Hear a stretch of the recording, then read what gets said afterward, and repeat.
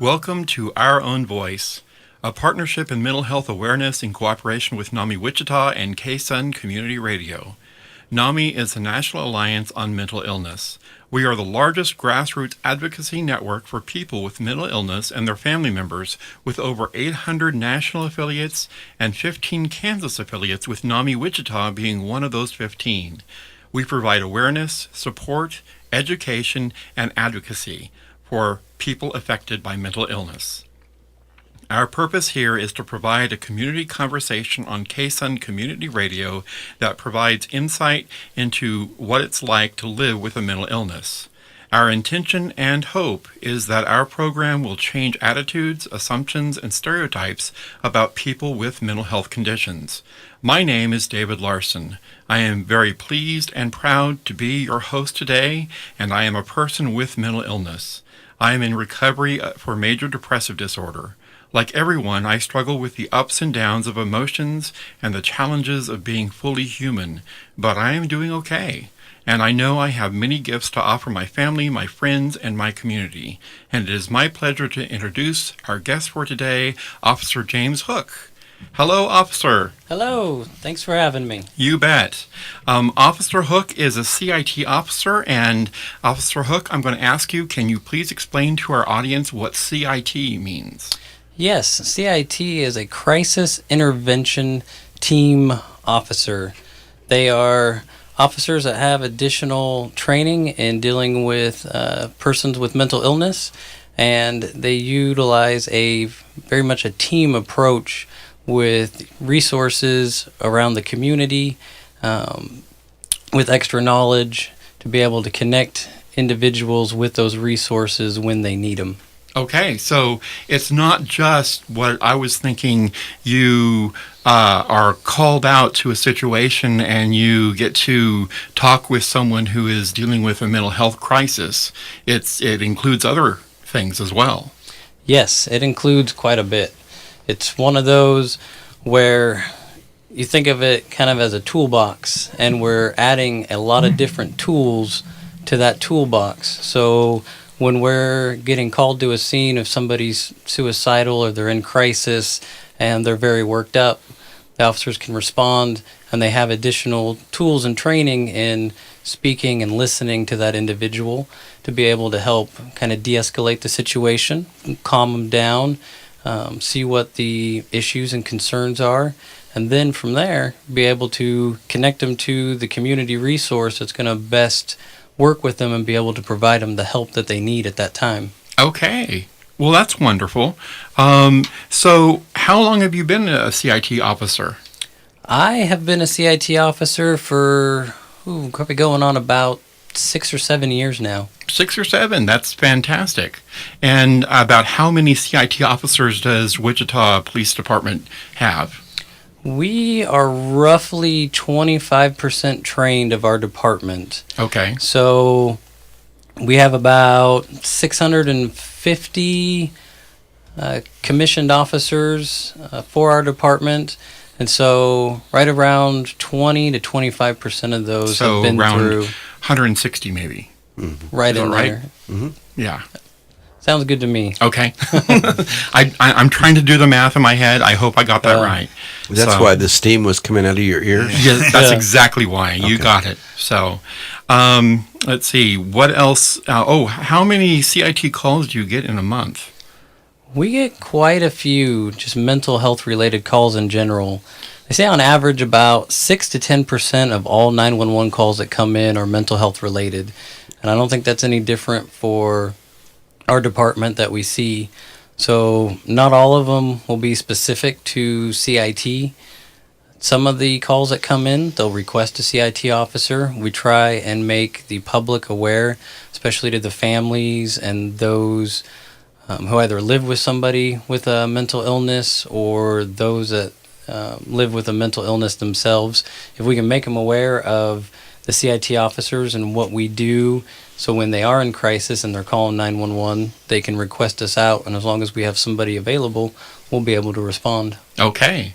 So what kind of an increase have you seen over the years as far as from the time that you started now to the number of calls you're seeing now? Is it on the increase? It's hard to compare the exact numbers. It feels like it's on an increase. It feels like we see this stuff more and more. A lot of it is just when people are in crisis or families have somebody that they have a child that's growing up and enters into crisis for the first time. Most of us don't know what resources and who to call for help, except for 911. That's Right. always the number that's been ingrained in everybody. If you need help, you call 911, 911. and the police will show up, and the police can fix all the problems. So we get a lot of those calls to go out and help somebody when they are in crisis, first off, because they don't know what other resources are there. So being able to train and work with them and help them connect to those other resources are really great. It's a good feeling all the way around. Okay. Well, I want to take a brief moment here to thank our production team, David Peterson, our executive producer, and Mike Padilla for being our technical producer. This is Our Own Voice on KSUN Community Radio, and we are going to take a quick break, and we will be right back.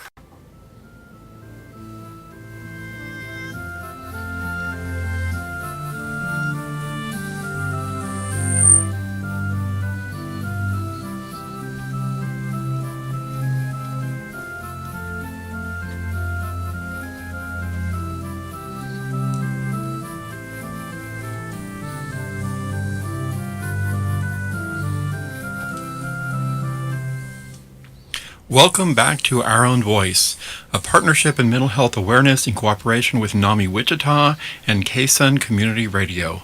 NAMI is the National Alliance on Mental Illness. Our Own Voice is intended to humanize the misunderstood, highly stigmatized topic of mental illness by showing that it's possible and common to live well with a mental health condition. And Officer Hook, during our break, we were talking and you mentioned some really great things, some words that you have concerning stigma. So what can you share with our audience about stigma? Yes, stigma is one of those things that kind of amazes me that it's still around so strong today. We have everybody, the people that live with a mental illness are so concerned with the stigma and the public, what they're going to think, that they don't often reach out to get the help. If you have somebody that has a broken leg, they're not afraid to go talk to a doctor. You know what's wrong. You're not afraid to talk about your broken leg and go get the help and treatment that you need to fix that broken leg. The mental health and mental illness should be no different in today's society. If you have somebody that's suffering from bipolar disorder or major depressive disorder, we should not have that stigma in place that makes them feel like they can't talk about it or that they'll be looked down upon because they have that illness. They should be able to go to the doctor, talk to the doctor about the concerns and the illness that they have so they can get the medication, they can get the treatment, and they can get the help that they need to get over it. And until we can get the stigma to be reduced in today's society and get people to talk about it and not be afraid of it or not be ashamed of it, then we've got a long way to go until we can actually effectively treat and work on our mental health issues. Very true. Thank you for those good words. What we need to underscore is that mental health conditions are because of the organ in your body that's called the brain. Yes. And it's a physical ailment that has an environmental trigger. I believe that's how NAMI has put it in some of its literature. So we need to understand that it is a physical ailment with the environmental trigger attached. Yes. The problem is the brain is much more complicated than, say, a bone or any of the other numerous organs in the body. Very true. I've got to stop using my brain for a doorstop. I just need to stop doing that. Oh, but it works so well, though, I doesn't it? know, right? It does. So, Officer Hook, what was your first encounter with NAMI? My first encounter with NAMI, I've known about the National Alliance on Mental Illness, the Wichita affiliate, for several years, ever since I went through the CIT training that I went through back in 2013 now. It mentions Okay. it. Do they talk about it in your training? Yes, they do go over a lot of the other resources that are available, and NAMI Wichita is one of the big ones that we go over. So I've known about it, and then I'd say about 3 years ago now, NAMI Wichita had reached out, the NAMI board had asked for some law enforcement representation to come to the December award award ceremony that they have every year. And so some of the supervision had reached out to me and asked if that would be something that I would be interested in. And I do a lot of work with individuals who are mentally ill, so that's something that I kind of hold near and dear. So I said, you know what? I'll reach out to them, I'll see what this is about. And I'd reached out, got the information, was invited to some of the meetings, and was able to go and attend. When I started going to the meetings, our new chief at the time, Chief Ramsey, he reached out to me and thanked me on offering to become the mental health liaison for our police department. Sounds like you were almost voluntold there. Almost. One thing leads to another. Yes. That's exactly what it is. Yes. One thing does lead to another. So, And now he's on the board. exactly. Yes. That was my next question. In what ways are you currently participating with NAMI Wichita? Yes. Well, as of last December, I guess starting in January, I got nominated and voted onto the board of directors for NAMI Wichita. I've been trying to help bridge the gap between individuals that suffer from mental illness or that live with mental illness and their families and law enforcement. Often there's that perception that if you live with a mental illness, you have bad police experiences. You don't necessarily like having the police around, so they can be kind of scary. You don't often know how it's going to be perceived or what's going to happen. So one of my main goals in this position has been to mix and mingle with individuals who live with a mental illness as well as the family members to provide a resource and information to them, and then be able to help provide good encounters and good experiences with the individuals. So as that kind of grew and progressed from there, the next step on that was kind of getting on the board and taking my involvement a little bit further. Okay. Well, this is Our Own Voice on KSUN Community Radio. We're talking with Officer Hook, and we will be right back after a quick break.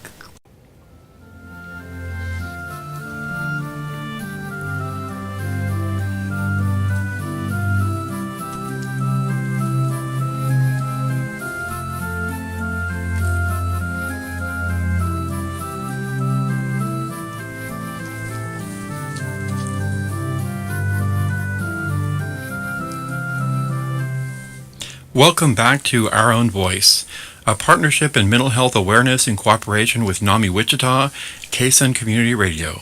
NAMI is the National Alliance on Mental Illness. So help our listeners understand that every person with a mental health condition can hope for a brighter future. In other words, what words of hope can you, Officer Hook, share with us about those who are living with mental illness? Well, I think the biggest thing to take away from it is it does get better. There is hope and there is light at the end of the tunnel. The problem is the process of getting there sometimes can seem like the darkest days, and they are not the most fun.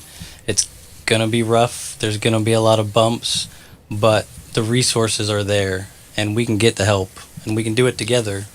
That's true. Those are great words. Fantastic. Yeah. David, you have a number for us, don't you? Yes, I just wanted to mention, first of all, anybody listening to the show hears this music beforehand. David Larson composed that, and it's just very peaceful and fantastic. And Mike, we appreciate your help on the technical side. And Officer Hook, we really appreciate your service to us. Thank you. Absolutely. Those that are interested in our NAMI programs, and we have a lot of programs, we have ongoing, we have a lot of support groups available. Please give us a call at 316-686-1373. That's 316-686-1373. And that's an answering service, and we'll get back to you as soon as possible. You can also email us at info@namiwichita.org. You can go to our webpage, www.namiwichita.org. And we also have a Facebook page available. But it's just the stigma that Officer Hook is talking about, and reducing that is something I think that we just, hopefully NAMI is involved in helping reduce that. That's right. We have awareness, advocacy, support, and education. That's right. We got the 4 pillars now. We've got that hammered down. I was having a hard time last time I was recording on remembering those 4 pillars. Yeah. Last time there was only 3 pillars, right? Yeah, exactly. Right. Because I forgot awareness, I think. Yes, I think you did. So it's a little stronger this time. That's right. You betcha. But the point is that there's always support. Mm-hmm. And as Officer Hook said, hope. That is something that NAMI really stresses, that there's always hope. Yep. So, Officer Hook, you have a family. I do. Tell us about your family. What can you tell us about your family? I mean, how many kids do you have? I am married, and I have 4 kids total. 4 kids. Awesome. The youngest is 3, and the oldest is 12. So it can be a full house. That's right. Mm-hmm. And the 12 is almost approaching into those teenage years when it's absolutely scatterbrained. Yes. But luckily, he does pretty good. He's the only boy in a house full of girls. Oh, wow. So that's tremendous. But he is the He's had to oldest, learn though, a too, lot. right? Yes. Okay. So he's got the most responsibility placed upon him. But he's a pretty good kid. So when you're not home, he's the man of the house. And so he has to look out for his little sisters. That's right. That's excellent. That's a really good way to do that. That's fantastic. Yeah. All right. So how long have you been married? I've been married going on 7 years. It'll be 7 years this next month. Okay. Yep. Excellent. Wonderful. And what I liked about it, because we talked obviously between the break, you're a lifelong Wichitan. I am. Born and raised. Born and raised. Which hospital? I was born at St. Joe. St. Joe. Okay. Yep. Yeah. So, see, there's a lot of stuff that we have in common. People understand. And I also found out he's a West Sider. That's right. Can I share that you are a West Sider, that you are from the Orchard area? Yeah. Yeah. So he's an you Orchard. can't do that. He's an Orchard kid. Oh, it's too late. Too late. Yep, Oh, well. it's out there. Yeah. He's an Orchard kid. He's a great kid. So. Growing up on the west side of town, the Orchard kids they stood up for themselves. Yeah. Mm-hmm. So Nothing better than running around during the summer, going to the pool when it finally opened, be gone all day, sun up to sundown. right. Yep. Mm-hmm. And you did fun things back then, right? Mm-hmm. So, let's see, what else can we talk about here? I'm wondering, have you ever entered into a situation whereas you felt unsafe yourself but managed to get out of it using your training? I think so. I get into those situations quite a bit because anytime we get dispatched or entered into a call, we don't always know what we're walking into. Right. We may have very limited information, or even the information that we get, depending on who's calling in and giving us that information, may not be giving us everything or the whole truth.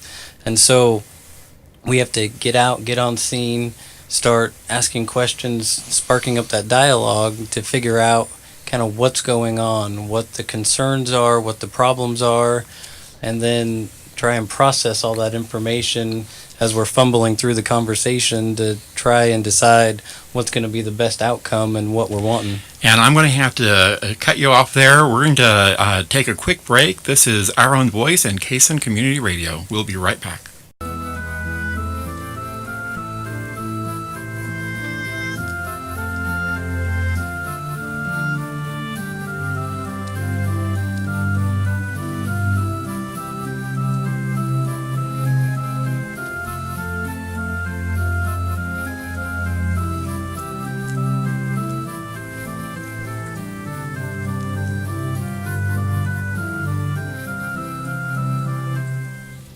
Welcome back to Our Own Voice, a partnership in mental health awareness in cooperation with NAMI Wichita and KSUN Community Radio.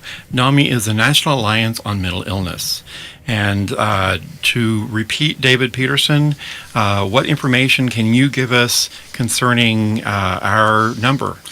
Well, our number is 316-686-1373. Again, that's an answering machine, and we'll get back with you as soon as possible. But what I failed to mention the time before was that all of our programs, all of our support groups are no charge. We are all volunteers, and we either are a person with a mental illness or we have a family member with a mental illness. And we like to have our own support. And so consequently, we like to give the support. And our programs have been very, very well documented as being very helpful for either those with a mental illness or the family member. And again, it's 316-686-1373. Okay. And we've been talking with Officer Hook. Officer Hook, what other information can you give us about the CIT program? When did it start in the United States? What information can you share? Well, the CIT program and the whole concept for it started in Tennessee in the early 2000s with actually a NAMI affiliate down there had lost a family member in a police shooting incident. And so it kind of sparked the idea of how can we better work and train law enforcement and come up with a way so that we can avoid seeing these kinds of things happen when somebody's just in a mental health crisis. Okay. So, and you said that was the early 2000s? yeah. So really the CIT program is fairly new. Well, fairly new as far as I'm concerned, because 2000s is old for some people. Yeah. It's a newer concept. Yeah. We brought it to Sedgwick County in 2007 is when we Okay. started working on training the officers, both between all the jurisdictions of Sedgwick County, and we've trained several outside of Sedgwick County that have come through. I think all in all, since it started, we've done over 500 officers trained. Okay. Well, that leads me to another question that I have for you, and that is there a plan or a projected plan to try to train all officers in CIT, or is there always going to be some officers that are not CIT trained? Well, that's kind of a concept shift between agencies and CIT councils that train. There are some agencies out there that train 100% of their officers in the CIT program when they go through the academy. We try and wait at least a couple years so an officer can get out on the street, start to develop their own skills, their own rapport, their way for talking and recognizing certain circumstances and situations as they go through. And then when they kind of have their footing on being a police officer, we can expand on their toolkit and provide them with all of the resources for the CIT program. And to kind of help offset that, in the meantime, we provide all of them with what we call mental health first aid. So instead of a week-long or 40-hour training for CIT, we give them a one-day, 8-hour training on recognizing mental illness and different communication techniques and things that they can do with that. Yeah. But it's still relatively new to not just our department, but to departments all around the country. Yes. Okay. What would you say about the number of mental health patients or mental health people that are in the jail system right now? Well, there's quite a few. They say 25% of anybody who suffers from a mental illness will wind up arrested or incarcerated at some point. And we know that someone who suffers from a mental illness will stay in jail longer than those who are arrested for the exact same crime that don't have a mental illness. So luckily here in Sedgwick County, we have what's called a mental health pod for our Sedgwick County jail. And we have a huge number of CIT trained deputies for that jail.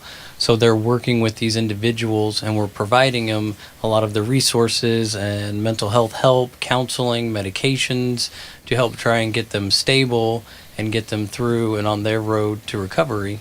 Okay. Yes, David. Oh, I thought David was going to interject something there. What number is that again, David?